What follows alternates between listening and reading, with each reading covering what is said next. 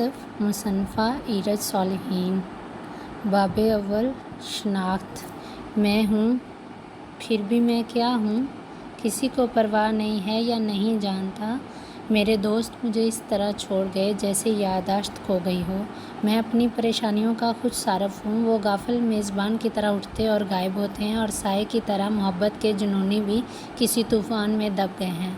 اور پھر بھی میں ہوں اور زندہ ہوں۔ صبح کے سویرے کو رات کی آمد نے پوری طرح اپنے حصار میں لے لیا تھا۔ آسمان کا مغرور شہزادہ اب اپنی جگہ ایک ٹھنڈے اور پرسکون چاند کو دے چکا تھا۔ ایسے میں ستاروں سے بھرے ہوئے آسمان میں بادلوں سے اٹکیلیاں کرتا ہوا چاند دیکھنے والوں کو ایک سرور بخش رہا تھا۔ اسی منظر کی دل نشینی اور مقناطیسیت کے حصار میں مگن ایک وجود اپنی نگاہ اسی پر ٹکائے چلتا جا رہا تھا جیسے اس سے ضروری کوئی کام ہی نہ ہو۔ ساتھ ہی ساتھ اپنی بری آنکھوں کی چمک سے بے نیاز چلتے چلتے اپنے مضبوط مردانہ ہاتھوں سے جس میں جڑاؤ زمرد کی انگوٹھی پہنے اپنی بیڑ کو سہلاتا کسی تقلیدہ آواز کے سنائی دینے پر اپنی محویت سے باہر آیا۔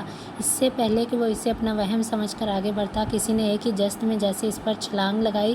اس نے سورج سے اپنے پیچھے مڑ کر دیکھا۔ وہ شے جس سے آواز پیدا ہوئی تھی اب سڑک کے کنارے بنے فٹ پاتھ پر رکھے بن کے پیچھے ہو لی۔ آسمان پر مکمل اندھیرا چھا چکا تھا۔ ایسے میں اسٹریٹ لائٹ پر لگا جلتا بجھتا بلب ماحول کی ہولناکی میں مزید اضافے کا باعث بن رہا تھا۔ اس سب سے بے نیاز اس وجود کا ہاتھ اپنی پینٹ کی پاکٹ میں رکھے ریوالور کی جانب بڑھ گیا۔ ایک صورت سے اس نے اسے باہر نکالا اور سامنے رکھے بن کی طرف چھلانگ لگائی، مگر جو منظر اسے دیکھنے کو ملا وہ اسے ششدر کرنے کے لیے کافی تھا۔ سردیوں کے اوائل میں چلنے والے تیز ہوا کے تھپیڑوں نے گویا اس گھر کے مکینوں کو بھی اپنی سرد اور خشک طبیعت سے اثر انداز کیا تھا۔ جبھی شام ہوتے ہی سب نے اپنے اپنے کمروں کی راہ لے لی تھی، سوائے بی جان کے جو ابھی ہی اپنی جائے نماز لپیٹ کر باہر لاؤنج میں آ کر بیٹھی تھی تاکہ تمام گھر والوں کے گھر پہنچنے کی تسلی کر کے خود بھی جا کر لیٹ جائیں۔ ایسے ہی بیٹھے بیٹھے نہ جانے کتنی دیر تک وہ اپنی تسبیح کے دانوں کو گراتی، اپنے لبوں کو مخصوص زاویے سے ہلاتی کسی چیز کا ورد کرنے میں مصروف تھیں۔ تسبیح کے خوبصورتی سے تراشیدہ دانوں پر سامنے لگی LED بلب کی روشنی چاند کی مدھم روشنی سے مل کر ایک دل دیدہ منظر پیش کرتی جو کبھی واضح ہوتا تو کبھی چھپ جاتا۔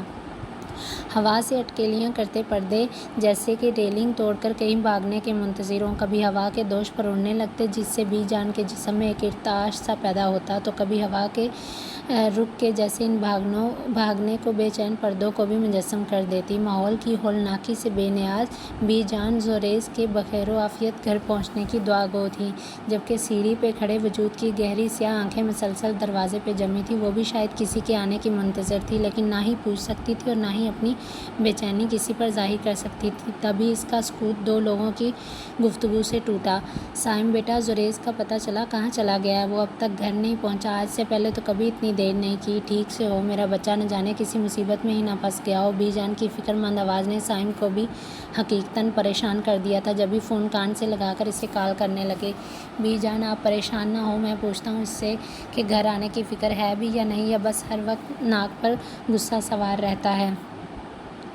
غصہ سوار کر کے ایسے ہی نکل جاتے ہیں، پتہ نہیں گھر والوں کو پریشان کر کے کیا سمجھتی ہے آج کل کی نسل۔ آپ کو اس نالائق کی فکر کرنے کی ضرورت نہیں ہے، آپ جائیں اور جا کر آرام کریں۔ پتہ نہیں ساری دنیا کا ٹھیکہ جیسے ایک میری ہی اولاد نے لینا تھا جو ہر ہرے گہرے کے لیے اب دستار عیدی بنی پھرتی ہے۔ پتہ نہیں کیا فائدہ ہوتا ہے ہر ایک کے لیے 30 مار خان بنے پھرنا، اور اگر کچھ کہہ دو انصاف زادے کو تو بندے اٹھوا لیں گے، حوالات میں بند کروا دیں گے۔ بس جبڑے اور منہ تڑوا لو ان سے، ہر ایک کے نہ جانے کس پر چلے گئی ہے یہ اولاد جسے صرف لوگوں کی ہڈیاں توڑنی آتی۔ کہتے ساتھ ہی سیڑھی پر موجود وجود کو آنکھوں سے اشارہ کیا، جس کو سمجھ کر وہ وجود سیڑھی سے اوپر کی منزل کی طرف بڑھتا چلا گیا۔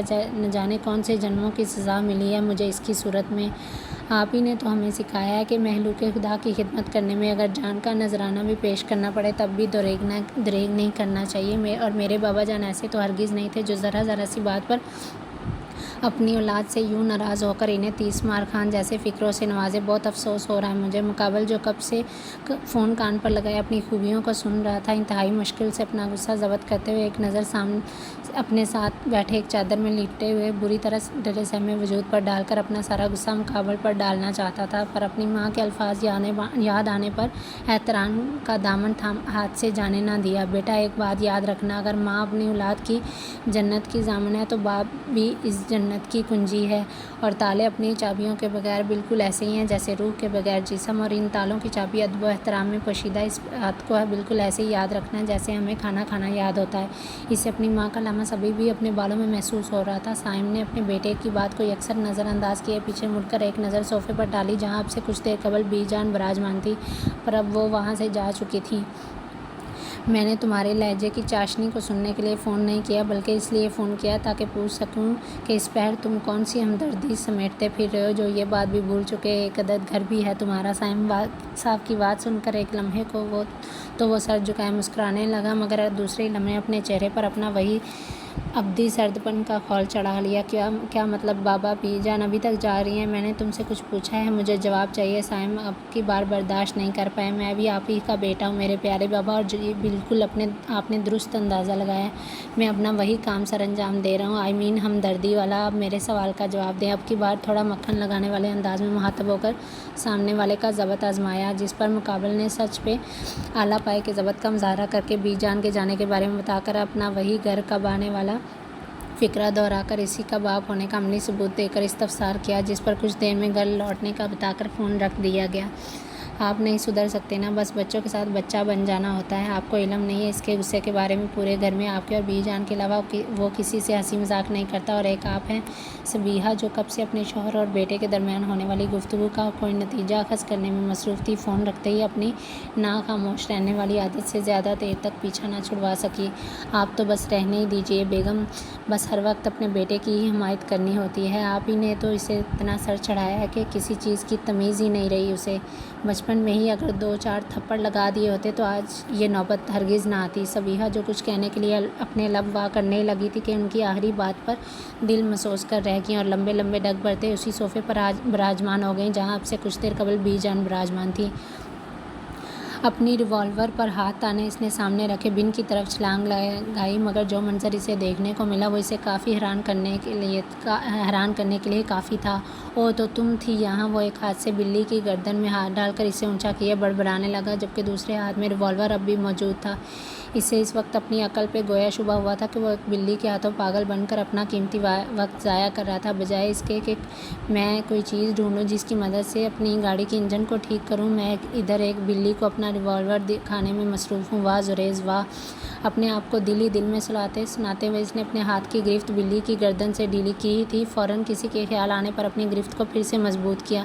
سفید اور بھوری رنگ کی وہ بلی جو اب اس درندے کے ہاتھوں سے آزاد ہونے کو تھی، اپنی ملائم روئے سے ڈھکی گردن پر دباؤ محسوس کر کے بری طرح منمنائی تھی۔ ایک منٹ میں تمہیں کیوں چھوڑوں؟ ہاں ادھر یہی چھلانگ لگائی تھی نا تم نے؟ وہ بلی کو بری طرح گھورنے میں مصروف اپنی گردن سہلاتا ہوا بولا۔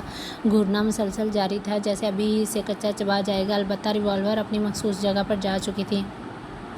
بلی کے مسلسل پھڑکنے اور بلکنے کی وجہ سے ماحول میں ایک عجیب سا سماں بن رہا تھا، جس میں اس کی درد بھری آوازیں بھی وقتاً فوقتاً شامل ہو رہی تھیں۔ مسلسل خود کو بچانے کی جدوجہد میں اس نے اپنے پنجوں سے اس کے ہاتھ کو کافی زخمی کر دیا تھا۔ ہاتھ میں اٹھنے والی ٹیس سے اس کا ارتکاز ٹوٹا۔ جاؤ چھوڑ دیتا ہوں تمہیں، ویسے بھی زریز خان پر ابھی وہ وقت نہیں آیا جو جانوروں سے بھی بدلہ لینا شروع کر دے۔ نہ جانے وہ بلی کو باور کروا رہا تھا یا خود کو، مگر اس کا انداز صاف بتا رہا تھا کہ وہ اپنے اضطراب کو کسی حد تک کم کرنے میں کامیاب ہو چکا ہے۔ اس لیے اگلے ہی لمحے اس نے اپنی انگلیوں کو سیدھا کیا۔ دھڑام سے نیچے گرنے کی بنا پر اس چھوٹی مخلوق کی خوفناک چیخ نے ماحول میں ایک عجیب قسم کا فسون پیدا کیا تھا، جسے اگر کوئی کمزور اعصاب کا مالک انسان سن لیتا تو یقیناً وہ اپنی زندگی کی آخری سانسیں لے رہا ہوتا۔ مگر اس سناٹے میں اس وقت کوئی اور نہیں بلکہ زریز سائم خان تھا، جس کے خود کے بقول اب تک اس دنیا میں کوئی ایسا انسان پیدا نہ ہوا جو اسے کمزور ثابت کر سکے۔ اپنی مطلوبہ چیز کو تلاشنے کے بعد جو ہی اس نے اپنے ہاتھ جیب کے ہینڈل کی طرف گھمایا تھا، اس ایک نسوانی وجود کی آواز سن کر اس کے قدم بے ساختہ آواز کی سمت ہی پلٹے تھے۔ وہ جنگل کے بیچوں بیچ جھاڑیوں میں راستہ بناتا ہوا چلتا جا رہا تھا، مگر وہ آواز اس سے اب دور جا رہی تھی، شاید وہ دوسری سمت آ گیا تھا۔ ڈیمٹ! اب یہ ایک اسی چیز کی کسر رہ گئی تھی میری زندگی میں، پہلے بلی کے ہاتھوں بیوقوف بنا اور اب اس سے پہلے کہ وہ اپنے الفاظ مکمل کرتا اپنے کندھے پر کسی کا لمس محسوس کرتے اس کی زبان کو بے ساختہ بریک لگی۔ یا الہی، یہ کیا ماجرا میرے ساتھ کہ آج کیا ہو رہا؟ کہیں کسی کی بد دعا؟ نہیں، مجھے کون بد دعا دے گا؟ کہیں وہ بلی ہی تو نہیں؟ نہیں، ایسا نہیں ہو سکتا، بالکل بھی نہیں۔ چلو زریز بیٹا، جلدی سے آیت الکرسی پڑھ لو۔ وہ وجود جو دھڑکتے دل کے ساتھ اپنی گھبراہٹ پر قابو کیے انتہائی مشکل سے خود کو مضبوط کیے ایک اجنبی سے مدد مانگنے آیا تھا، مقابل کے بڑبڑانے اور نہ پلٹنے پر اپنا ضبط نہ رکھ سکا۔ سنیں، زریز جو کب سے خود کو مطمئن کر رہا تھا، اپنے دل پر ہاتھ رکھے خود کو لعنت ملامت کر رہا تھا، خود پر آیت الکرسی کا حصار کیے پلٹنے کو تھا کہ اپنے ارد گرد کچھ غیر معمولی سا محسوس کیا، اپنے سر کو جنبش کیا، اطراف کا جائزہ لینے لگا۔ او تو تم بڑی پارسا ہو نا، تو یہ کہاں سے آ گیا ہے بیچ جنگل میں، وہ بھی تمہارے پاس تمہاری مدد کے لیے؟ یا پاگل سمجھ رکھا ہے ہمیں؟ تمہارے پورے خاندان بھر کی عورتوں نے ہماری عزت ملیا مٹ کر دی، پھر بھی پارسائی کا دعویٰ؟ ان میں سے ایک شخص بہت بری طرح سے چیخا تھا۔ سائیں، میں تو کہتا ہوں یہی گاڑ دیتے، میں اس غلاظت کی پوٹلی کو ادھر گاؤں میں شریف بنی پھرتی تھی اور اب یہاں پہلے سے ہی اپنے عاشق کو جمع کیا ہے، یہ تو بڑی سیانی ہے بھائی، سارا قصور ہی اس میم جی کا ہے۔ خود تو چلی گئی، ساتھ میں اپنا سایہ اس حویلی پر ڈال کر چلی گئی۔ کل موہی، جبھی تو میں خلاف ہوں اس اعلیٰ تعلیمی کے۔ اس سے پہلے کہ وہ شخص مزید کچھ کہتا اپنے ساتھی کی کرخت آواز پر سر ہلا گیا۔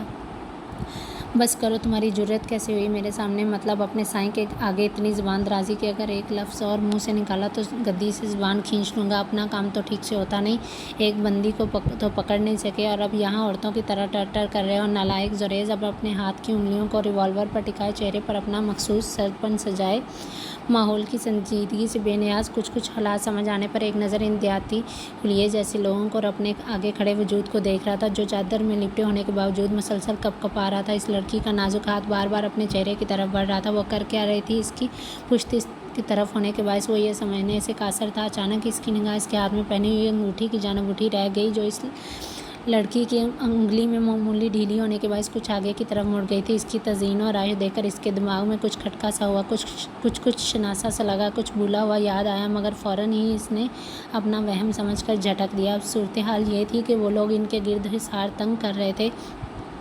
زریز نے اتنا تو اندازہ لگا لیا تھا کہ ان لوگوں کے پاس اسلحے کے نام پر محض ڈنڈے اور لاٹھیاں تھیں۔ یہ بات اس کے لیے اطمینان بخش تھی، مگر اگلے ہی لمحے سائیں کے ہاتھ سے پڑنے والے ڈنڈے سے اس وجود کا دل گویا بلیوں اچھل کر حلق میں آ گیا۔ سیڑھیوں کو عبور کرتا وہ وجود اب اپنے کمرے کا دروازہ کھول کر کھڑکی سے باہر دیکھنے میں مصروف تھا، مگر پھر جانی پہچانی خوشبو نے اسے پلٹنے پر مجبور کیا۔ آپی، آپ یہاں؟ وہ میرا مطلب ہے کہ آپ ادھر کب آئیں؟ فریحہ، جو کب سے اپنی آنکھوں میں ابلتے آنسوؤں کے سمندر کو روکنے میں مصروف تھی، اپنی کامیابی پر ایک معصومانہ سا خول اپنے چہرے پر سجائے استفسار کرنے لگی۔ کیوں؟ کیا مجھے کہیں اور جانا تھا؟ دوسری طرف سے اس سے بھی زیادہ معصومیت سے سوال دہرایا گیا۔ ارے بھائی، جانے کی عادت تو تمہارے زریز بھائی کو ہے، ہم نے کہاں کہیں جانا ہے؟ اپنے کبڑ سے کپڑے نکالتے ہوئے دانیہ نے اپنے بات کی خود ہی تمہید باندھی۔ نہیں، وہ میں نے بس ایسے ہی پوچھ لیا، پتہ نہیں کیا ہوتا جا رہا ہے مجھے۔ فریحہ اب اپنی الماری کا پٹوا کیے اپنے لیے کوئی رامداں لباس نکالتے ہوئے گویا ہوئی تاکہ نہا دھو کر تازہ دم ہو سکے۔ فری میری جان، یہ کیا تم رو رہی ہو؟ دانیہ نے حقیقتاً پریشان ہوتے ہوئے اپنے کپڑے بیڈ پر اچھالے اور اس کے قریب آئی۔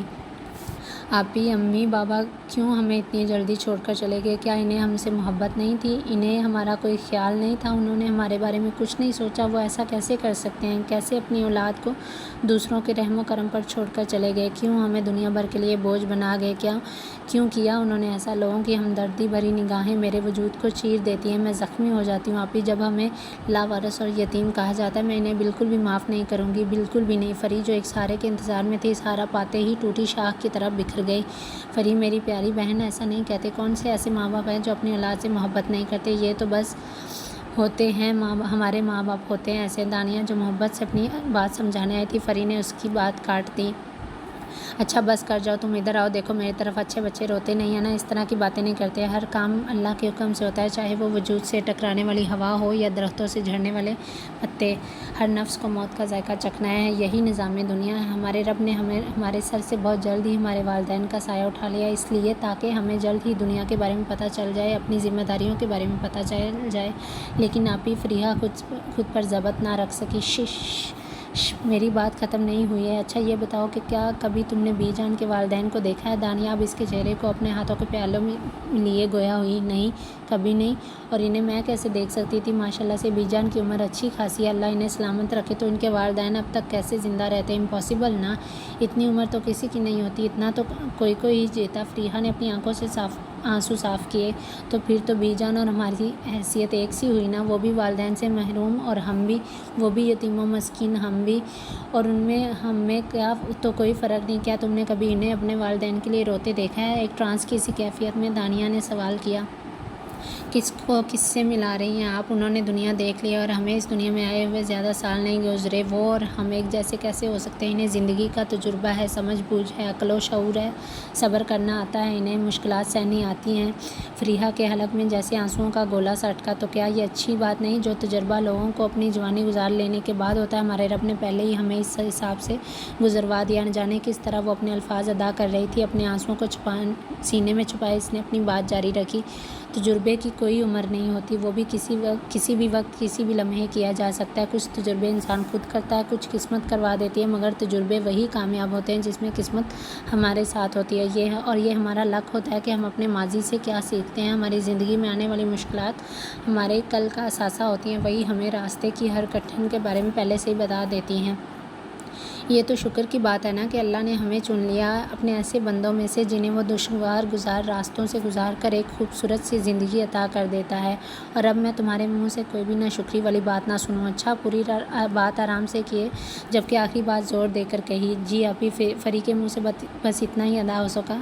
رات میں بیڈ پر لیٹ کر بس وہ یہی سوچتی رہی کہ کیا اس کی زندگی بھی باقی سب کی طرح خوبصورت ہو پائے گی؟ کیا اسے بھی اپنے حصے کی خوشیاں ملیں گی، یا وہ یتیموں کی طرح تاہی دامن رہ جائے گی؟ اپنی سوچوں کے احصار میں کب اسے نیند نے اپنی آغوش میں لیا اسے پتہ ہی نہ چلا۔ اس سے پہلے کہ سائیں کا ڈنڈا اس نازک وجود پہ پڑتا، زریز نے سورج سے انہی کے ایک آدمی کو پکڑ کر جھٹکے سے اس کے سامنے کیا۔ سائیں کا وزن ڈنڈے سے ہوتا ہوا اس آدمی کی گردن کو بری طرح جھنجھوڑ چکا تھا۔ اب وہ آدمی اپنی گردن پکڑے بری طرح چلا رہا تھا، ساتھ ساتھ وڈے سائیں کو بددعاؤں سے نوازنا نہ بھولا۔ اس سے پہلے کہ صورتحال سمجھ کر انہیں کچھ سوچنے کا موقع ملتا، زریز نے کسی کو موقع دیے بغیر ایک آدمی کی کمر میں ہاتھ ڈال کر اسے گود میں اٹھایا اور گول گول گھومنا شروع ہو گئی۔ اس آدمی کی ٹانگیں سائیں اور اس کے اکلوتے بچتے ساتھی کو بری طرح زخمی کر رہی تھی۔ اب ان کے لیڈر کا غصہ سوا نیزے پر تھا۔ نمک حرام، تمہاری جرأت کیسے ہوئی مجھ پر ہاتھ اٹھانے کی؟ معاف کر دیں سائیں۔ معاف میں کیا کروں، میں تو خود اس سے پہلے کہ وہ اپنی صفائی میں کچھ کہتا، زریز نے اس کے کان میں جھک کر گویا سور پھونکا۔ لمحے بھر میں اس آدمی کا رنگ فک ہوا، اب اس کے چہرے پر صرف ہوائیاں اڑی ہوئی تھیں۔ ارے یہ میں کیا کر رہے ہو؟ اپنی ٹانگوں کو قابو میں رکھو، ورنہ اس آدمی کے چھوڑتے ہی انہیں میں اپنے ہاتھوں سے توڑوں گا۔ وہ بری طرح دھاڑا تھا۔ ہاں تو آپ کو اس کے علاوہ آتا یہ ہے کیا ہے؟ پہلے اس کی گردن توڑ دی، اس کے پڑوسی گاؤں کے مکھیا ہونے کا بھی خیال نہیں کیا، اب اپنے بندے کی ٹانگیں توڑنے جا رہے ہو؟ کہ کہنا تو نہیں چاہتا تھا، پر آپ کے ساتھ ایسا ہی ہونا چاہیے تھا۔ آپ جیسے لوگوں کو اپنوں کے لگائے گاؤں ہی ملنے چاہیے، اسی میں تڑپ تڑپ کر مر جانا چاہیے۔ اس کی بات سے زریز کے چہرے پر ایک شیطانی مسکراہٹ رقصاں ہوئی۔ تم جیسے نمک حرام آدمی کو تو پروان چڑھنے سے پہلے ہی زندہ دفن کر دینا چاہیے۔ میری برسوں کی محنت کا یہ ثمر دے رہے ہو تم، لیکن اب بھی کچھ نہیں بگڑا۔ غدار ایک بار غداری کر دے تو پھر غداری اس کے خون میں جڑ پکڑ لیتی، اسی لیے تمہیں ابھی ہی ختم کر دینا چاہیے۔ لیکن نہیں، میں کیوں تمہارے گندے خون سے اپنے ہاتھ رنگوں؟ تمہارے لیے یہ چھوکرا ہی کافی ہے۔ ماحول سے لطف اندوز ہوتے ہوئے اس نے اپنی نگاہ اس وجود کی جانب اٹھائی جو اب بھی اپنے چہرے پر اپنا ہاتھ رکھا ہوا تھا، البتہ اب کانپنے کی جگہ حیرت نے لے لی تھی۔ اس کی سیاہ آنکھوں میں ڈیرا جمائے گھنی پلکیں ہولے ہولے لرز رہی تھیں، تبھی ہوا کے دوش پر اڑنے والی زلفوں کو بار بار اپنے کان کے پیچھے اڑس رہی تھی۔ موقع سے فائدہ اٹھانے کا سوچتے ہی سائیں کے قدم ان کی طرف بڑھنا شروع ہوئے، مگر اس کی نگاہوں کا مرکز ابھی بھی وہ وجود ہی تھا جو اپنی آنکھوں میں حیرتوں کے سمندر سموئے ہوئے تھا۔ سائیں جو ہی اپنا ہاتھ بلند کرنے لگے، زریز نے پل بھر میں اس آدمی کو دور پٹکا اور ایک ہاتھ سے سائیں کا رخ موڑا اور ان کی گردن پیچھے سے کونی کے شکنجے میں لی اور دوسرے ہاتھ سے ریوالور اور اس کے سر پر تانی۔ میرا نام زریز سائم خان ہے، مجھ سے چالاکی کرنے کا تو سوچنا بھی مت۔ میری عقل اور میری حس جاگتے ہوئے بھی کام کرتی ہے۔ عام آدمی کی 2 آنکھیں ہوتی ہیں، لیکن زریز سائم خان کی 4 آنکھیں ہیں جو اپنے دشمن کے لیے 8 کا کام سر انجام دیتی ہیں۔ میرے نام کا مطلب زو پھیلانے والا ہے، زو کا مطلب سمجھتے ہو تم لوگ؟ وہ مزید اس کی جانب جھک کر بری طرح چیخا۔ چلو خیر، میں بتا دیتا ہوں، زو کا مطلب ہے نور، نور کی روشنی، اور میں میں جہاں بھی کسی مظلوم پر خاص کر ایک عورت پر ظلم ہوتے دیکھوں تو مجھ پر واجب ہوتا ہے کہ میں اس ظالم کا بھیجا اڑا دوں، چاہے اس کے لیے مجھے اپنی جان ہی کیوں نہ دینی پڑے۔ سائیں کی اس وقت جو حالت تھی گویا کاٹو تو بدن میں لہو نہیں۔ اس کے ایک آدمی نے چلاکی دکھاتے ہوئے تیزی سے ہاتھ میں پتھر اٹھایا۔ اس کی یہ حرکت اس کی آنکھوں سے پوشیدہ نہ رہ سکی۔ میری بات سمجھ نہیں آئی ہے یا تم لوگوں کو ڈیمو پیش کروں؟ مقابل پر کوئی اثر نہ دیکھ زریز خان بری طرح جھنجھلایا، مگر پھر موقع دیکھ کر جلدی کا کام کرنا نہ بھولا۔ اپنے ہاتھ سے وہ پتھر پھینکو ورنہ ابھی کے ابھی اپنے سائیں سے ہاتھ دھو بیٹھو گے۔ مگر وہ شخص شاید ڈھیر تھا۔ لگتا ہے سائیں آپ کے مرغوں کو آپ سے محبت نہیں، جب بھی وہ آپ کے پاس صرف دانہ چگنے آتے ہیں، آپ کے کسی کام کے نہیں ہیں یہ سارے منڈے۔ آپ نے تو اپنی مدد کے لیے دوسروں گاؤں سے بھی لڑکے منگوائے مگر پھر بھی ایک لڑکی کو نہیں پکڑ پائے۔ بہت افسوس، بہت ہی زیادہ افسوس۔ ممکن ہے کہ آپ انہیں اپنا بچا کچا دیتے ہوں، جبھی تو آپ کے گھر کی خاموش۔ سائیں اب مزید برداشت نہ کر پائے۔ تم میری فکر چھوڑو، اس آدمی کے پتھر رسید کر دو، اسے بھی تو پتہ چلا کہ مجھ سے اس قسم کی بات کرنے کا انجام کیا ہوتا ہے۔ اس آدمی نے اپنا پتھر والا ہاتھ بلند کر کے جیسے ہی پتھر اچھالا ایک طرف کو ہوتے ہی زریز خود کو بچا چکا تھا، مگر نشانہ چوک جانے کی وجہ سے وہ پتھر سیدھا سائیں کے سر پر لگا تھا، جس کی وجہ سے خون کی سرخ آبشار ان کے بالوں سے ہوتے ہوئے اب رخساروں تک آ گئی تھی۔ اب بھی کیا سمجھ نہیں آئی تم لوگوں کے جو مزید تماشائیوں کی طرح کھڑے؟ اپنے بندوں کو لو اور دفع ہو جاؤ یہاں سے۔ اتنا تو سمجھ ہی گئے ہوں گے کہ زریز خان سے مقابلہ کرنے کے لیے تم جیسی ٹڈیاں کافی نہیں۔ زریز جلد سے جلد اس معاملے سے نمٹنا چاہتا تھا، جبکہ اس کے اس طرح سے خود کو ٹڈی کہے جانے پر سائیں کا غصہ مزید بڑھا۔ اب بھی کیا سمجھ نہیں آئی جو ابھی تک یہاں کھڑے؟ زریز ان لوگوں پر کوئی اثر نہ ہوتا دیکھ کہہ اٹھا، اب ہم اپنے گھر کی عورتوں کو اس طرح سے بیچ جنگل میں نہیں چھوڑتے، اور اگر کسی طرح سے کوئی گستاخی کر کے فرار ہونا چاہے تو یا تو جان لے لیتے ہیں یا دے دیتے ہیں، اس لیے بہتر ہوگا ہمارے بیچ میں نہ ہی پڑو ورنہ تم خود بھی مارے جاؤ گے۔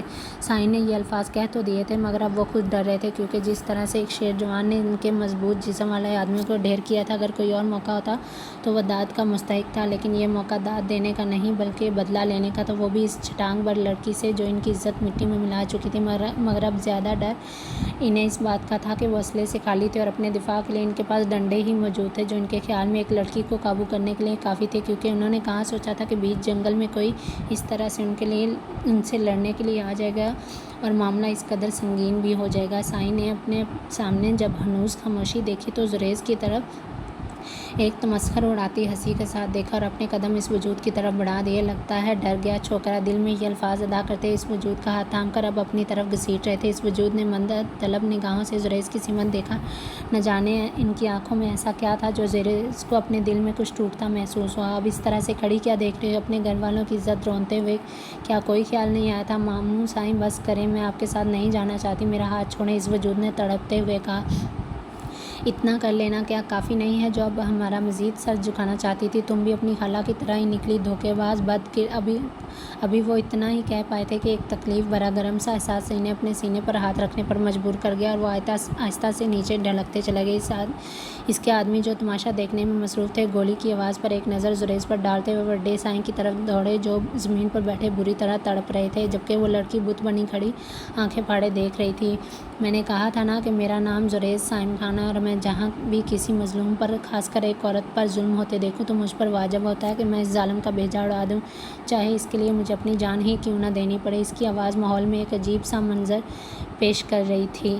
ایک آخری دفعہ تم سب سے کہہ رہا ہوں کہ اپنا یہ بوریا بستر سمیٹو اور یہاں سے چلتے بنو ورنہ جو گولی ابھی سینے میں اتری ہے نا، اس دماغ میں اترنے میں ایک لمحہ بھی نہیں لگے گا، وہ بھی ایک کے۔ بوریا بستر سے مراد بے ہوش پڑے آدمیوں کی تھی، جبکہ اس طرح کہنے پر اس پر ہٹلر کا گمان ہوا۔ اس کی غرض سے وہ لڑکی ایک لمحے کے لیے سہم گئی۔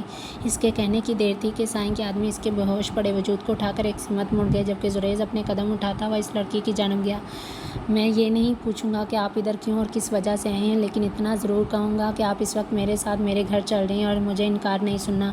وہ جو پہلے سے ہی تیار تھی کہ وہ منہ پر انکار کر کے اپنی ایک دوست کے گھر چلی جائے گی، اس کی آخری بات سن کر کچھ کہہ نہیں پائی۔ دیکھیے پلیز، رات بہت زیادہ ہوگی اور یہ جنگل خطرے سے خالی نہیں، اور اتنا تو آپ کو بھی پتہ ہوگا کہ وہ جو کوئی بھی تھے آپ ان کا مقابلہ نہیں کر پائیں گے اور آپ کو راستہ بھی نہیں پتہ۔ زریز اس کو خاموش دیکھ کر صبر نہ کر پایا۔ آپ کو کیسے پتہ مجھے راستہ نہیں پتہ؟ اس کے آخری الفاظ پر وہ حیران رہ گئی۔ یہ میں آپ کو بعد میں بتاؤں گا۔ اس کا جواب سن کر زریز نے اپنی ہنسی بہت مشکل سے روکی اور بس مسکرانے پر اکتفا کیا۔ یہ تو وہی جانتا تھا کہ اسے کیسے پتہ۔ ٹھیک ہے، آپ اس طرف چلیے، میری گاڑی ادھر ہے۔ زریز کی بات سن کر اور ٹھنڈے دماغ سے کوئی فیصلہ لیتی مجبوراً وہ اس کے ساتھ جانے پر رضامند ہو گئی۔